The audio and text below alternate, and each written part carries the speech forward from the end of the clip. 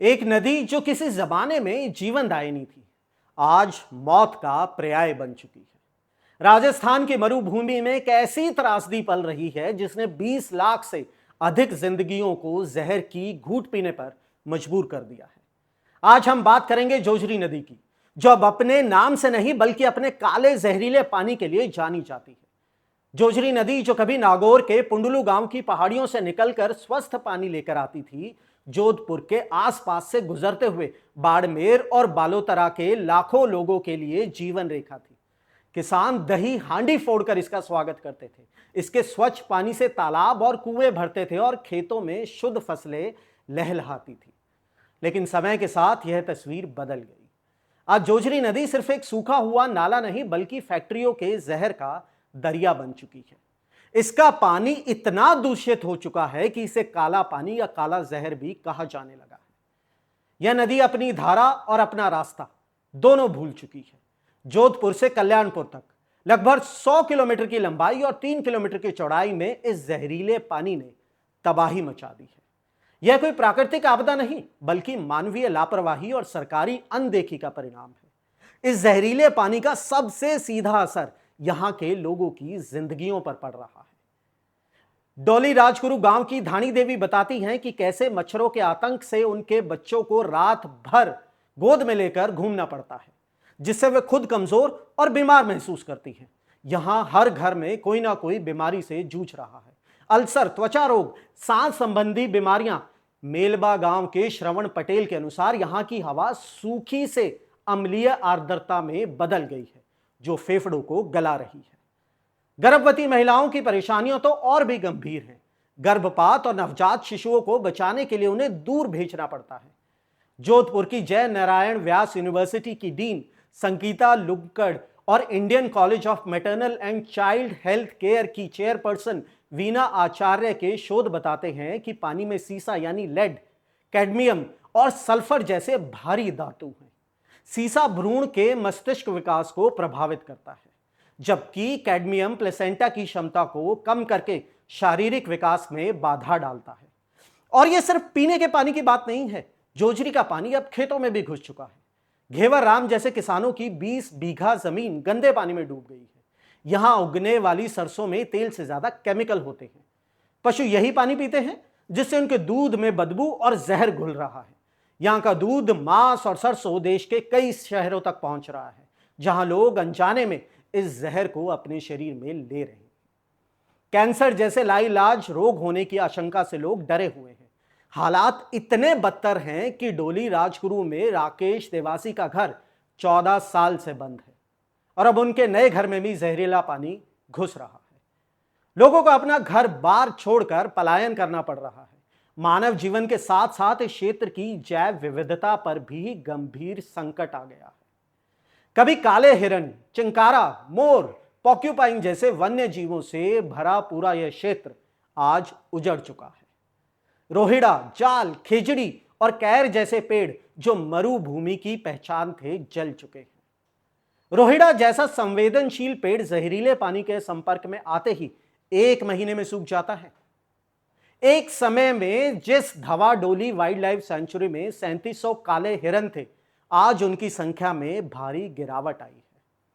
2024 में 8 हिरणों की मौत दूषित पानी पीने से हुई थी।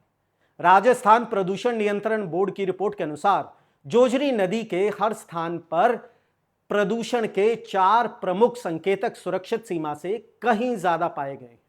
अध्ययनों में स्टेफिलोकोकस और ई कोलाई जैसे बैक्टीरिया की उच्च मात्रा पाई गई है, जो पानी को पीने और घरेलू उपयोग के लिए अयोग्य बनाती है।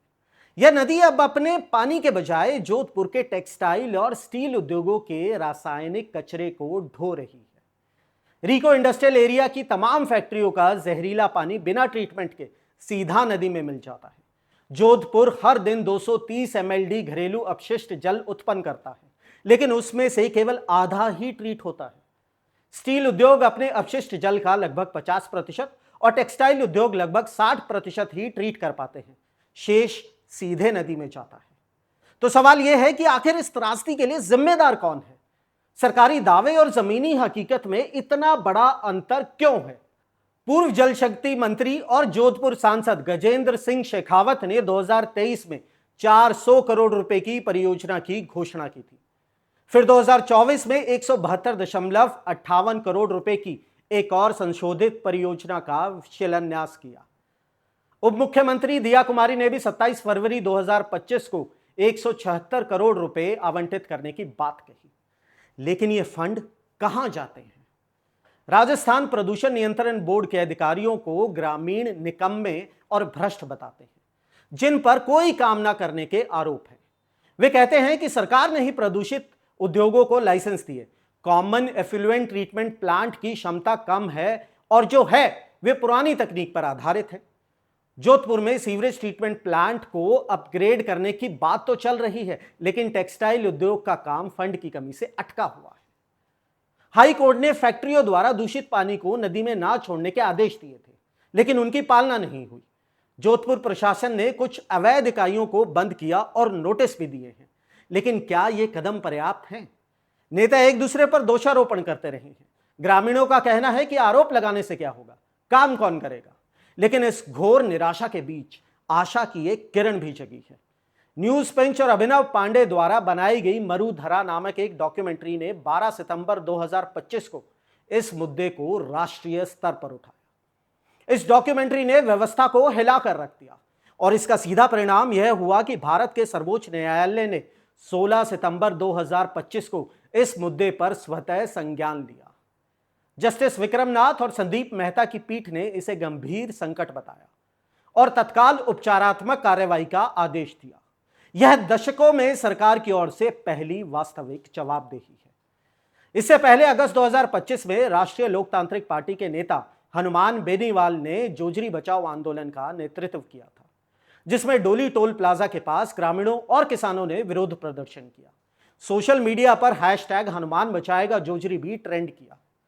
श्रवण पटेल जैसे वन्यजीवी संरक्षणवादियों ने भी 1 रुपया प्रतिदिन वन्य जीवों के नाम जैसे अभियान चलाए और खली बनाकर दूषित पानी पर वन्य जीवों की निर्भरता कम की। अधिकारी अब आश्वासन दे रहे हैं कि सरकार की शीर्ष प्राथमिकताओं में से एक जोजरी का प्रदूषण साफ करना है। 220 से 225 एमएलडी सीवरेज के लिए प्रोजेक्ट चल रहे हैं और नए प्रोजेक्ट्स भी स्वीकृत हुए हैं। उम्मीद है कि अगले कुछ महीनों में मौजूदा प्रोजेक्ट्स पूरे होंगे और नए प्रोजेक्ट्स को पूरा करने के लिए एक समय सीमा तय की जाएगी। जोजरी नदी की कहानी सिर्फ एक नदी के प्रदूषण की कहानी नहीं है, यह विकास बनाम विनाश, सरकारी दावों बनाम जमीनी हकीकत और मानवीय लापरवाही बनाम प्रकृति के क्रोध की कहानी है। यह सवाल उठाती है कि क्या हम अपने तात्कालिक औद्योगिक लाभ के लिए अपनी भावी पीढ़ियों के स्वास्थ्य और अपने पर्यावरण को हमेशा के लिए दांव पर लगाते रहेंगे? क्या हमारी डबल इंजन की सरकार सिर्फ कागजों पर अरबों के बजट जारी करेगी और बयानबाजी कर अपना कर्तव्य पूरा मान लेगी? या फिर एक दिन हम सभी नागरिक, चाहे वो गांव में रहते हो या शहरों में, इस काले जहर से खुद को मुक्त करा पाएंगे और जोजरी फिर से जीवनदायिनी बन जाएगी? यह सवाल मैं आप पर छोड़ता हूं। जय हिंद। चुनावी वादों का वड़ा पाव, अर्थव्यवस्था का भरता, गर्मा गर्म मुद्दों का चटपटा विश्लेषण, व्यंग का तड़का with a bit of serious discussion. हर हफ्ते special episodes, stories on spotlight with Parvesh Pamil, only on Rapid Leaks YouTube channel.